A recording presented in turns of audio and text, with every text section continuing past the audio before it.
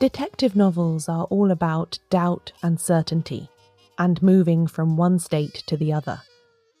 A murder is committed and the world is plunged into doubt. Who did it? How did they do it? Why did they do it? Can anyone's story about it be trusted? And so on. Gradually, over the course of the story, the detective excavates all of these layers of doubt to leave only the complete certainty of the correct solution. On the most elemental level, everything exists in a stark binary: innocent and guilty, truth and lies, good and evil. But what happens when there are characters who exist outside of these clean absolutes? Who live not in this neatly categorised black and white world, but amid endless shades of grey? Who are distrusted and misbelieved by default, all because of their feelings about their health, long before a murderer steps onto the stage. The people for whom "you probably imagined it" is not so much an offer of comfort, but a regular refrain. There are far more of these figures than you might expect. Today, we're going to meet the hypochondriacs of Golden Age detective fiction.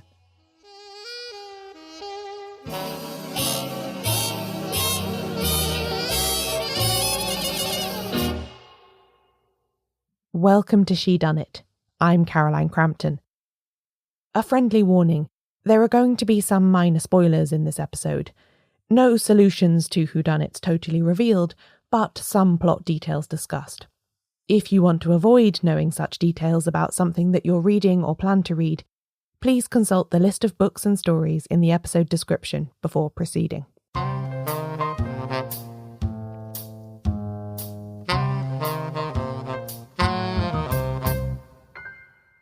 First, I think it would be good to establish what we mean by hypochondria, even though I think it's a word that gets used much more widely and frequently than its now archaic status would indicate. The dictionary definition of the word is something like a mental condition characterised by the persistent and unwarranted belief or fear that one has a serious illness. And for the past 200 years or so, that's how it has been used, to signify the state of being anxious about one's health, often in spite of a lack of medical evidence of sickness. The word itself is much older than this meaning, though. It's made up of two Greek words, hupo, meaning under, and chondros, denoting the cartilage of the sternum, hinting at hypochondria's original meaning as a term for a part of the torso or abdomen. But now the colloquial definition is pretty settled as anxiety over an illness we can't detect an organic cause for. Today, the more common term in a clinical or official setting is health anxiety. That's what the NHS and the World Health Organization, among others, prefer. This isn't the subject of this episode, but hypochondria is something that I've experienced myself for the last decade and more, since I was diagnosed with cancer when I was 17 years old. This personal experience is partly what has given me an interest in this subject, hence why I've now written a whole book about it. And it's also what gives me empathy for hypochondriac characters when they show up in Golden Age detective fiction. And boy, do they show up. Once you start paying attention to them, you realise that the hypochondriacs are everywhere in classic crime fiction. Hypochondria is a state of constant doubt. For the hypochondriac themselves, they exist in the perpetual state of never quite being sure if what they feel is, quote, real or a product of their imagination. For those around them, they never know how seriously to take statements like, "I think I have a terminal illness," when they are being uttered 5 times a day. We've all likely heard stories of hypochondriacs who insisted they were seriously ill, were disbelieved, and then turned out to be extremely sick. There is an entire subgenre of memoir about this, with titles like "I Told You I Was Sick." But outside of a book, existing in a perpetual state of doubt is an exhausting and unsatisfying way to live. The hypochondriac is, in a way, an amateur detective. They are constantly alert for clues or symptoms, and they're always building a coherent narrative out of these disparate snatches of information. Hypochondria is also an absolute gift to the detective novelist, especially one writing the kind of puzzle mystery that was very popular in what we call the Golden Age, the period between the end of the First World War and the start of the Second. To play fair, as was largely the convention in these stories, in practice means to lay clues throughout a story in a way that the reader could theoretically pick up on. The best fair play mysteries, though, do this while still making the solution to the puzzle a surprise. I think the feeling that a lot of us are chasing when reading these books relates to this. That wonderful moment of realization when you understand that the answer has been hiding in plain sight all this time. Pulling this off, then, requires a lot of clever writing, and more than anything else, misdirection. Clues must be laid in the open, but this must be done in such a way that the reader doesn't notice them. This requires misdirection, the same kind of sleight of hand that a magician employs to make a trick work. Don't look at my left hand, pulling a duplicate card out of my sleeve, look at my right hand, which is doing some clever flourishes with a handkerchief. For a detective novelist, a hypochondriac character can be that handkerchief, if I may stretch a weak metaphor a bit too far. Hypochondria is a handy shorthand of a set of assumed character traits that readers will immediately recognise. Hypochondriacs are, according to the well-known stereotype, self-involved, weak-willed and unreliable. Including one in a story is a way of creating a character who will, by default, not be believed. They are noisy, creating a lot of confusion and fuss in a household, which of course can detract and distract from what is really going on. I would recommend seeking out the Agatha Christie short story The Case of the Perfect Maid to see this used to full effect. Assumptions are made about an invalid that allow some very nefarious goings-on to almost remain undetected. And, as you will hear shortly, positioning a hypochondriac in a plot so that the veracity of their testimony is crucial to the reader's perceptions is a common and highly effective trick. As a secondary effect, a hypochondriac can also be a useful way of showing how other characters react to this supposed weakness. Someone may be spoken of as kind, generous, loving, and so on, but are they patient and tolerant with their hypochondriac cousin, or do they snap at them and mock them? A writer can use the hypochondriac as a mechanism to reveal hidden traits in those around them.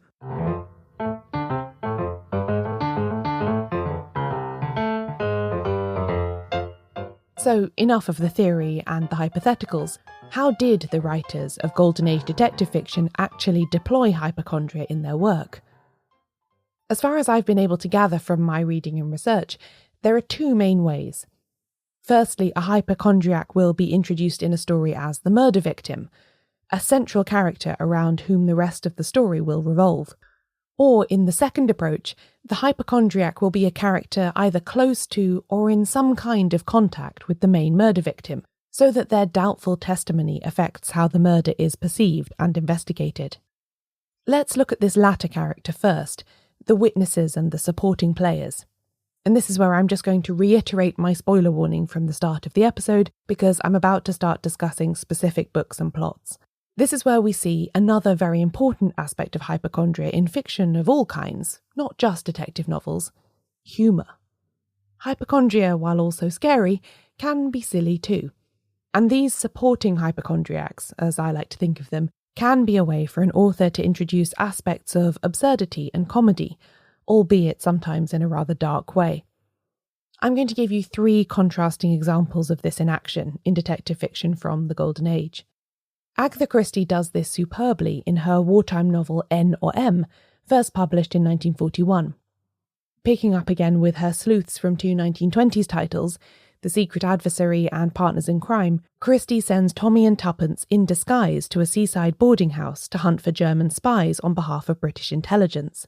All of their fellow guests are on the suspect list, and they must consider each carefully without being unmasked as investigators.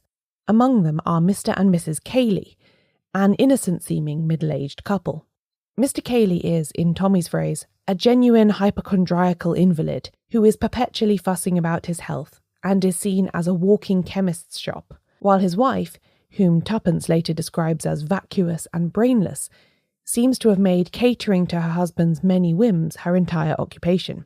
We get various scenes of Mr. Cayley talking people's ears off about his various symptoms and remedies, and his wife dashing about repositioning his cushions and fetching him scarves. A bit sad and absurd, but not necessarily suspicious.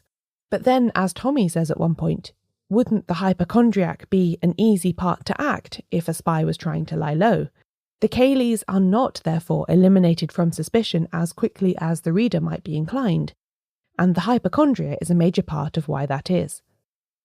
In fact, rereading this book for the first time in a while as I was making this episode, I was struck by the incredible callousness with which both Tommy and Tuppence refer to both of the Caleys.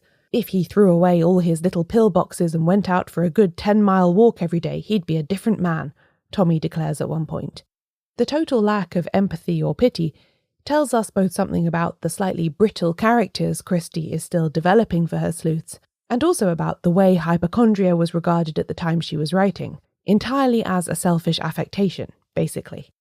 We are encouraged to think the same of Mrs. Sanson, mother of Esther Sanson, in Christiana Brand's 1944 novel Green for Danger. At the book's opening, Esther is keen to go away to volunteer at a hospital and do her bit for the war effort, while her mother is using her own supposed poor health as emotional blackmail to stop her from going. Nursing, too, is a natural move for Esther because of the experience she has gained at home with her mother.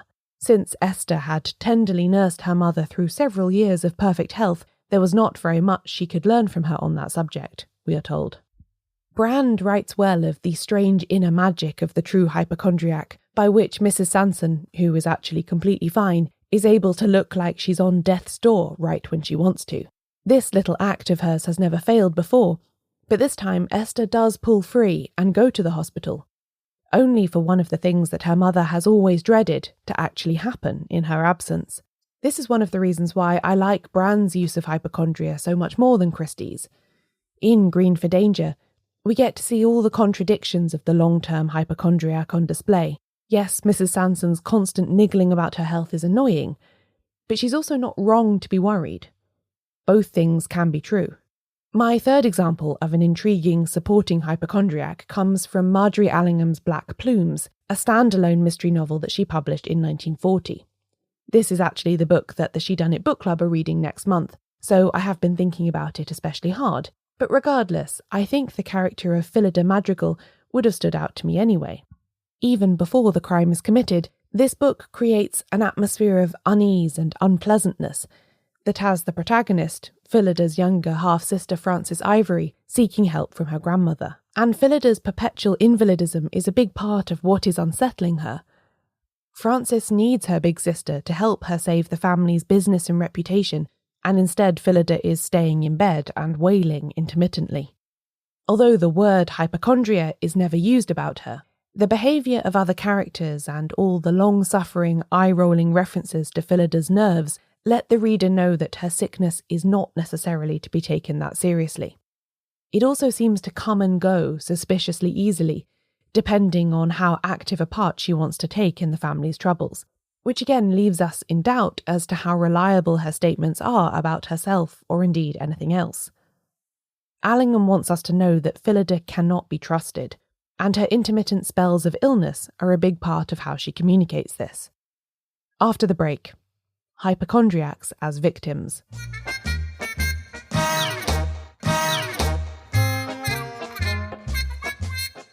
The story that first set me on the path of considering hypochondria in detective fiction, and indeed to seeing it everywhere, was The Blue Geranium by Agatha Christie. First published in 1929, this was then one of the stories that appeared in her 1932 collection The 13 Problems, also known as The Tuesday Night Club, which marks one of the earliest appearances of Miss Marple. Beware of the full moon. The blue primrose means warning. The blue hollyhock means danger. The blue geranium means death. This is the prophecy at the centre of the story. In some ways, it's quite a typical tale for Christie. We have a dead wife, a widower under suspicion, and much talk about it in a small village. The Moving Finger, Dumb Witness, and one of the stories from The Labours of Hercules use a similar backdrop.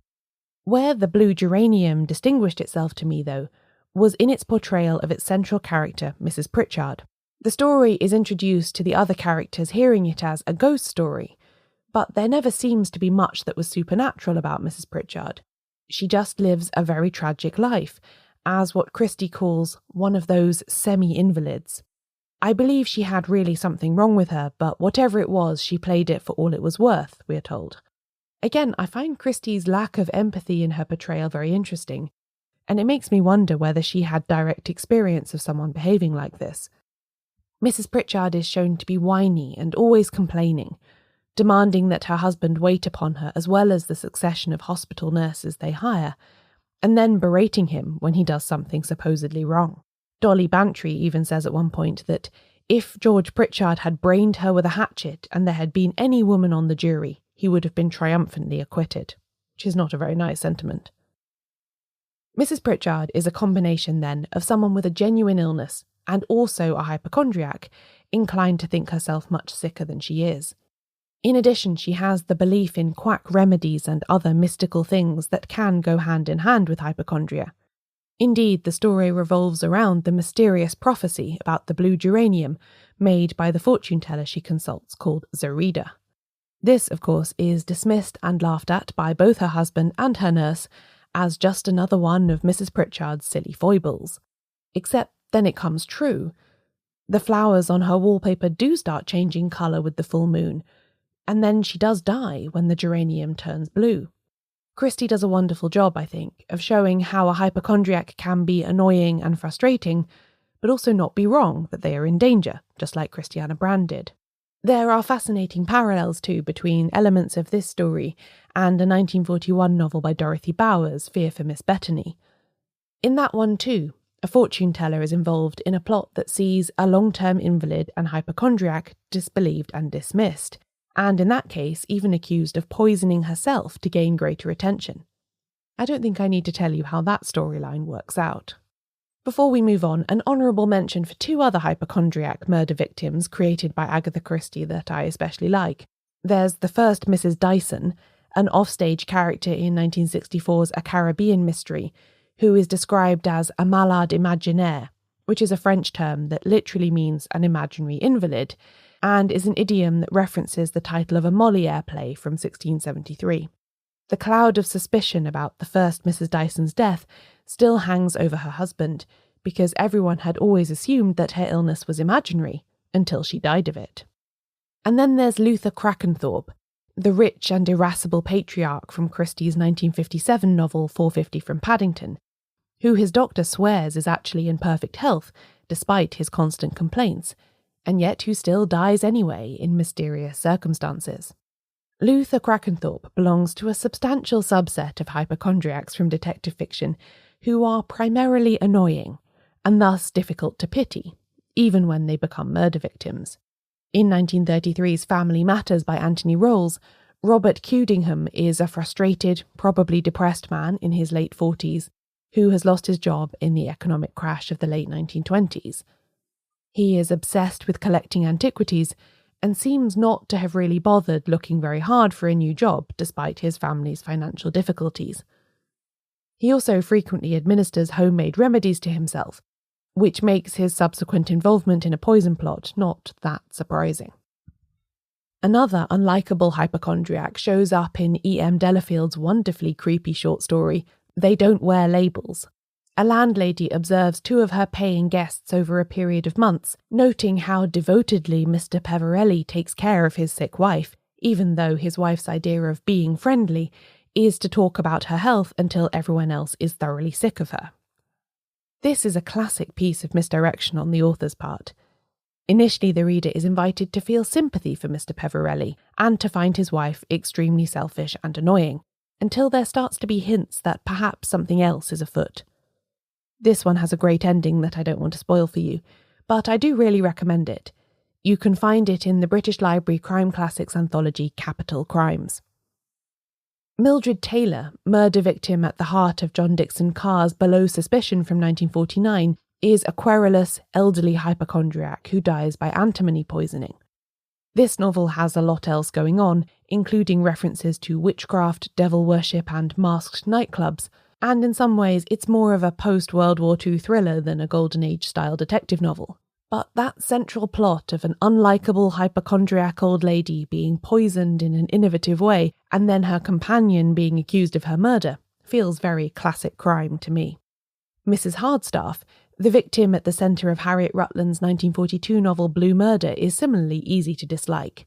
She is unkind to family and servants alike, But then she joins a select club within crime fiction's hypochondriacs by dying of a morphine overdose. This quasi-medical end is another good piece of misdirection. Could the hypochondriac have made a mistake in their never-ending search for treatment and relief? Or did someone choose this murder method deliberately to disguise their evil actions? The same doubt applies itself to rich, middle-aged, snobbish widow Sybil Foster, the murder victim at the heart of Niall Marsh's late novel Grave Mistake. Sybil Foster's overdose occurs while she is at a luxury spa sanatorium-type place, the semi-medical setting further enhancing the effect.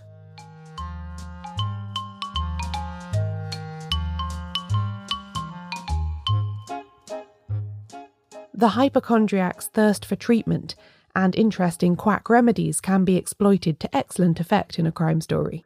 Aunt Julia, in Marjorie Allingham's Police at the Funeral from 1931, is poisoned by an illicit cup of early morning tea into which she has slipped a tampered-with remedy.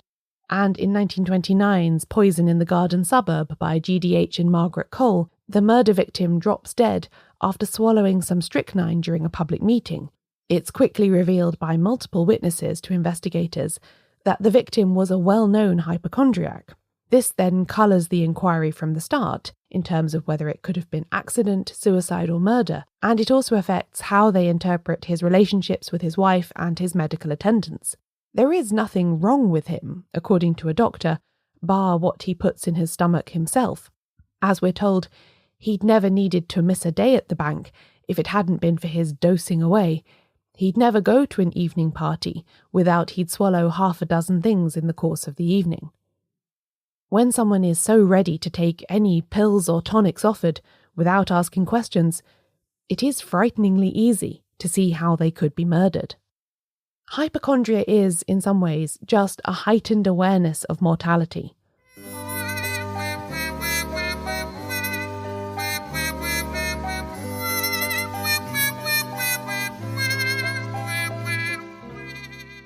On a daily basis, we hypochondriacs are merely more alive to the fact that life is fragile and finite than the rest of you.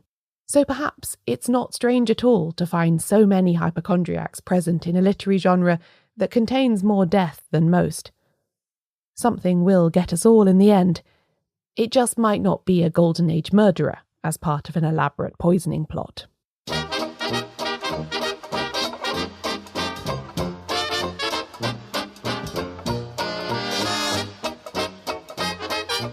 This episode of Shedunnit was written, narrated and produced by me, Caroline Crampton. You can find a full list of the books consulted and mentioned at shedunnitshow.com/youprobablyimaginedit. I also publish transcripts of every episode, including this one. Find them all at shedunnitshow.com/transcripts. If you're listening to this on the day that it's released, my new book, all about the themes discussed in this episode, A Body Made of Glass, A History of Hypochondria, is published today in the UK and in 2 weeks' time in North America. It would make a big difference to me if you chose to look it up online and perhaps even order it at your preferred bookseller or library. The more people who search for or buy a book around publication day, basically showing publishers that they're interested in what the writer has to say, the greater the chance is that they will get to write other books in the future. Check the description of this episode to find links to all the relevant information about it, or if you'd like to come and see me at an in-person event in the next few months, have a look at carolinecrampton.com/events. Shedunnit is edited by Euan MacAleece. Production assistance from Leandra Griffith. Member support for the Shedunnit Book Club from CC McLoughlin. Thanks for listening.